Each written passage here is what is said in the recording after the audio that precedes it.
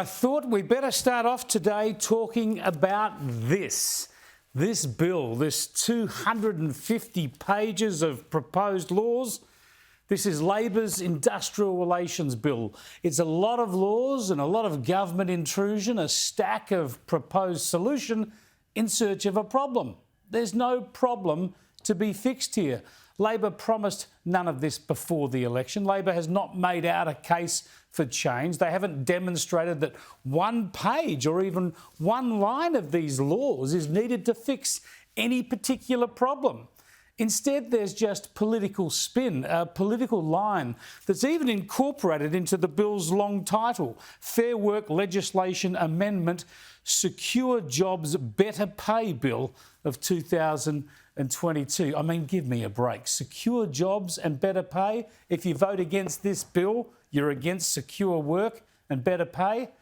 This is actually a bill to give unions more power as payback for all the money and support for bankrolling Labor into power. This gives unions more power to threaten, obstruct and dictate terms to businesses small and large. It allows for multi-employer bargaining, which will lead to industry-wide strike action, industry-wide cost increases, industry-wide additional costs on business.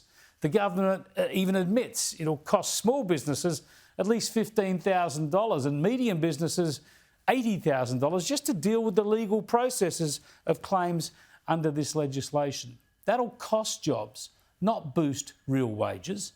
I mean, imagine if boosting real wages was as simple as passing a law. It might have happened before, you'd think, wouldn't you?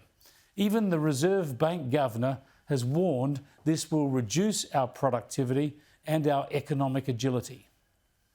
In a world of more frequent supply shocks, we'll be better off if there's flexibility in our labour and our product markets so that we can respond quickly and effectively to unfolding developments.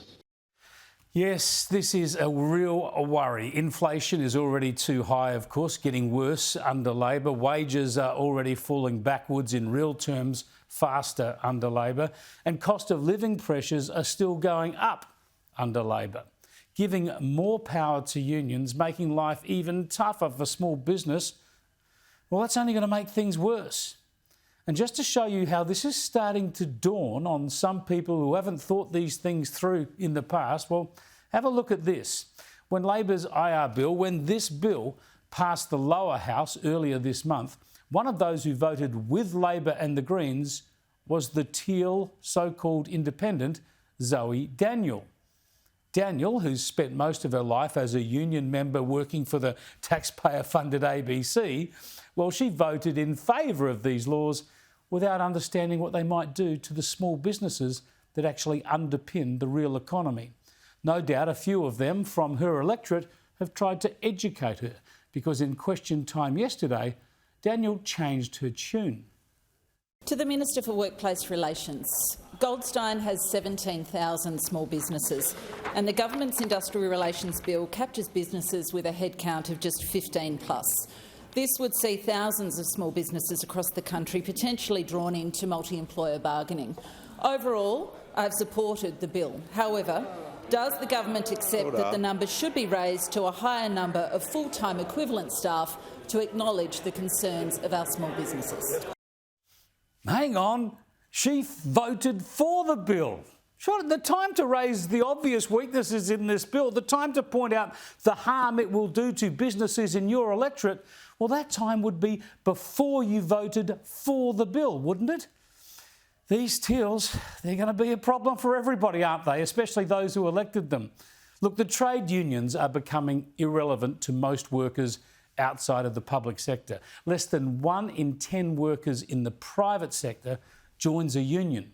But the unions have more money and political clout now than ever, and they're calling in their dues. Labor is giving the unions more power because that's the price of Labor getting into power. This is raw power politics at its worst. And it'll change the country for the worse just as soon as this bill gets through the Senate and becomes the law of the land.